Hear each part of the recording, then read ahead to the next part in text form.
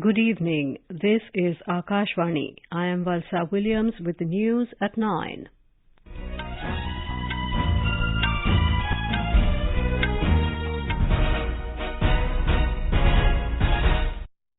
The headlines.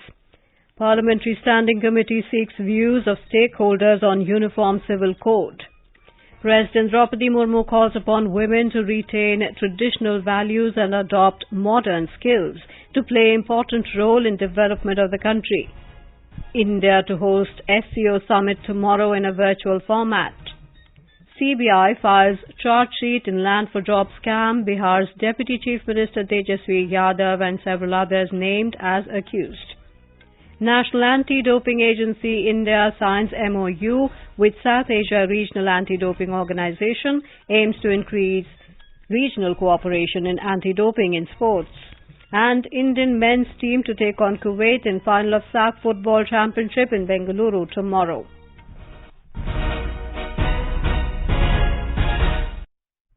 The Parliamentary Standing Committee on Personnel, Public Grievances, Law and Justice today held a meeting on Uniform Civil Code UCC. The committee, headed by Rajya Sabha MP Sushil Modi, sought the views of the stakeholders on the matter. 17 members were present in the meeting. The UCC proposes to formulate and implement personal laws which apply to all citizens equally regardless of their religion, sex, gender and sexual orientation. Currently, the personal laws of various communities are governed by their religious scriptures. On the 14th of last month, the Law Commission of India solicited the views and ideas of the public and recognized religious organizations to examine the UCC. The public can send their views on the matter by the 14th of this month. President Draupadi Murmu has called upon women in India to retain their traditional values and at the same time adopt modern skills to play an important role in the development of the country. Addressing the second convocation of Sri Sathya Sai University for Human Excellence at Mudanahalli in Karnataka today, the President said given an opportunity, girls perform far better than boys in their area of learning. विश्वविद्यालय में हमारी बेटियां बहुत अच्छा प्रदर्शन कर रही हैं। इस संदर्भ में मुझे ये देखकर बहुत प्रसन्नता हुई है कि इस वर्ष की सिविल सर्विसेज परीक्षा में सर्वोच्च 4 स्थान हमारी बेटियां ने प्राप्त किए हैं। ये इस बात का संकेत है कि बराबर अवसर मिलने पर हमारी बेटियां बेटों से भी अच्छा प्रदर्शन करती हैं। ये भारत में हो रहे बदलाव और देश के सुनहरे भविष्य की ये झलक है। President Draupadi Murmu today called upon the youth to learn from the teaching of the Buddha, to enrich themselves and immensely contribute to building a peaceful society, nation and world.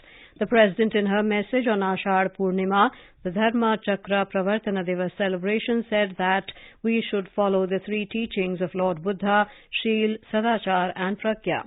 She said the younger generation could empower themselves and bring a positive impact on society. India will host the Shanghai Cooperation Organization SCO summit tomorrow in a virtual format. The 23rd summit of the SCO Council of Heads of State will be chaired by Prime Minister Narendra Modi. According to the External Affairs Ministry, all the SCO member states, China, Russia, Kazakhstan, Kyrgyzstan, Pakistan, Tajikistan and Uzbekistan have been invited to attend the summit. Iran, Belarus and Mongolia have been invited as observer states.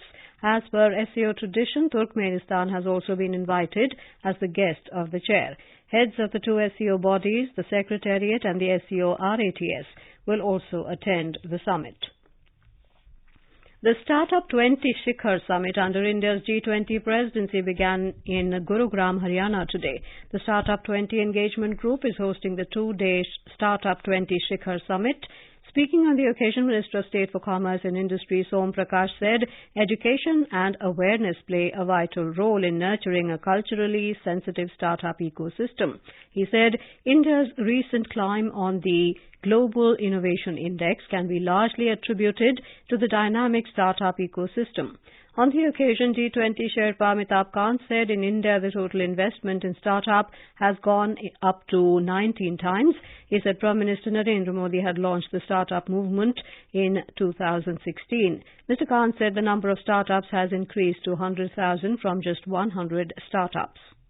We have about 400 plus incubators. We have over 108 unicorns. But the important thing is that the total investment has gone up 19 times into the startups. We have about 11 times more incubators now since we started it. And investment, incubation, the whole ecosystem has been built up in India.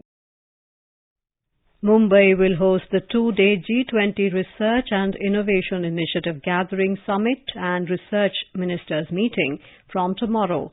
A total of about 107 foreign delegates, including research ministers from 29 G20 members, invited guest countries and international organizations, are likely to participate in the meeting.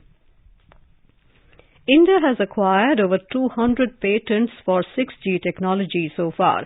This was stated by Communications and IT Minister Ashwini Vaishnav at the launch of Bharat 6G Alliance in New Delhi today. He said the Bharat 6G Alliance is a professional body of industry, academia and the central government.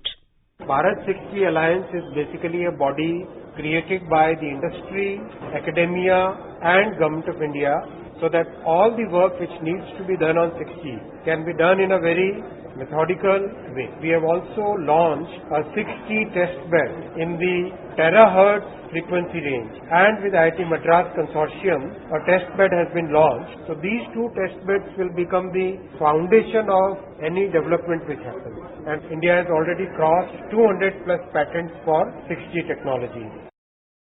The minister informed that India has entered into the world's top 3 5G ecosystems as 270,000 5G sites are ready in the country. Mr. Vaishnav said the Narendra Modi government has transformed the telecom sector in the last 9 years and the world is looking towards the Indian telecom sector. He said data cost has been reduced from 300 rupees per GB in 2014 to 10 rupees per GB in 2023. He said FDI in the telecom sector has increased to $24 billion and India is exporting technology to 12 countries, including the USA. Almost 150,000 broadband connections have been provided in rural areas in the last 9 years. Prime Minister Narendra Modi will inaugurate the Sai Hira Global Convention Centre in Puttaparthi, Andhra Pradesh tomorrow through video conferencing. The inauguration ceremony will witness the presence of prominent dignitaries and devotees from around the world. This is Akashvani giving you the news. For quick news updates around the clock, follow us on our Twitter handle at AIR News Alerts.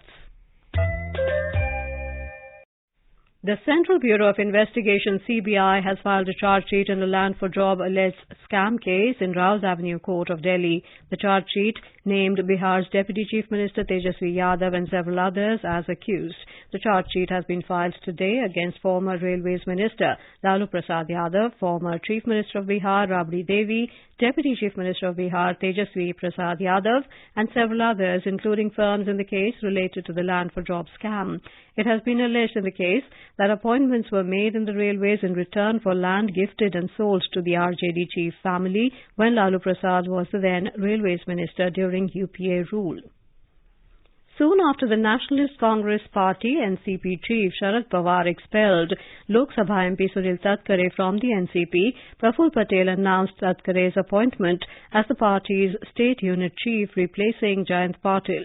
Addressing media persons in Mumbai, Mr. Patel also announced that Ajit Pawar has been unanimously elected as the leader of the NCP legislature party. Meanwhile, Ajit Pawar said the party and MLAs are with him and the notice for disqualification by Sharad Pawar against him and the 8 newly sworn-in ministers was meaningless.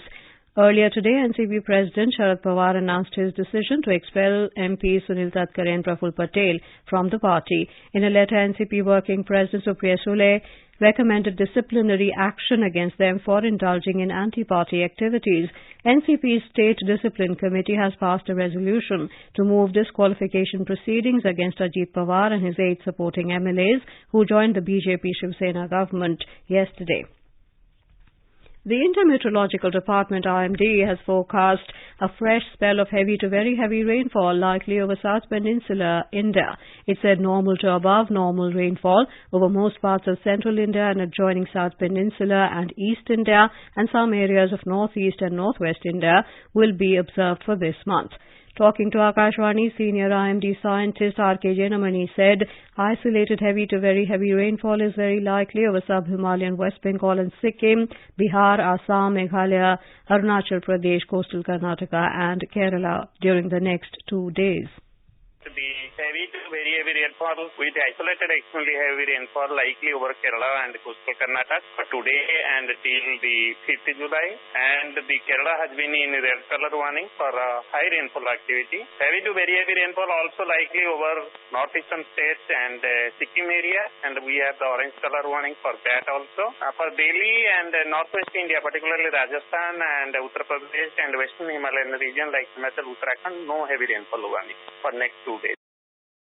In Odisha, the Bhubaneswar Meteorological Centre has forecast heavy rainfall at 1 or 2 places over the districts of Gajapati, Ganjam, Rayagada, Koraput, Malkangiri, Kandhamal and Nabarangapur and issued a yellow warning of thunderstorms and heavy rainfall activities in 18 districts till Thursday.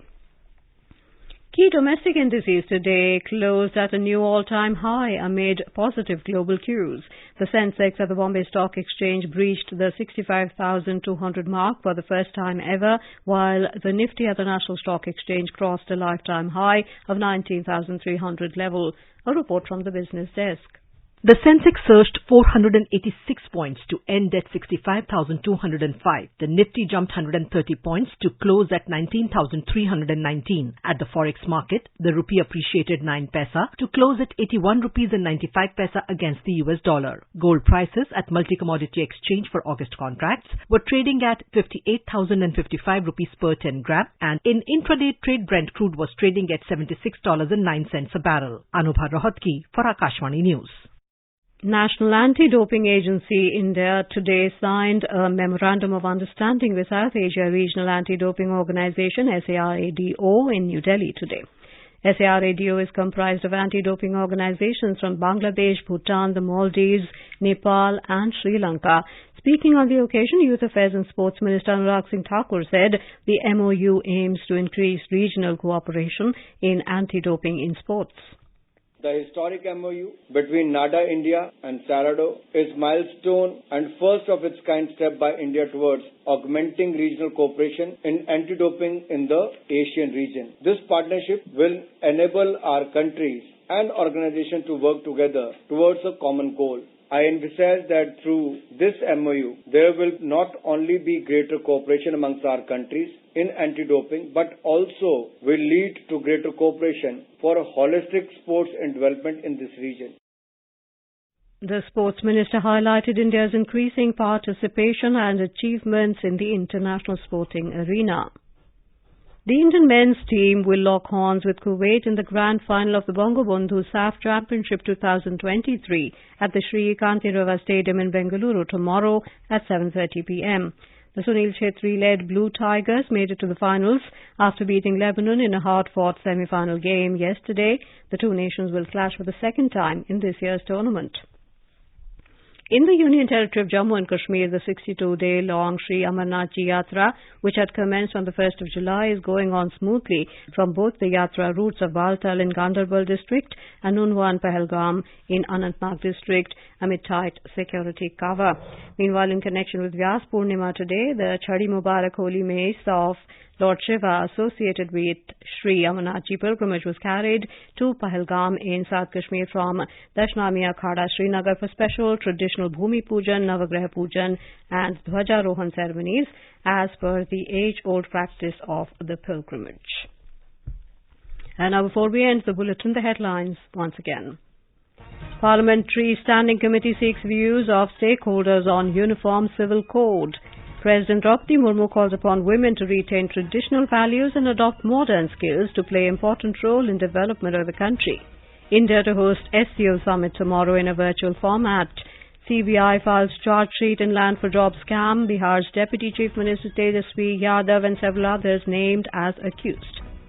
National Anti-Doping Agency India signs MOU with South Asia Regional Anti-Doping Organization, aims to increase regional cooperation in anti-doping in sports. And Indian men's team to take on Kuwait in final of SAF Football Championship in Bengaluru tomorrow. That is all in the news at 9. Good night.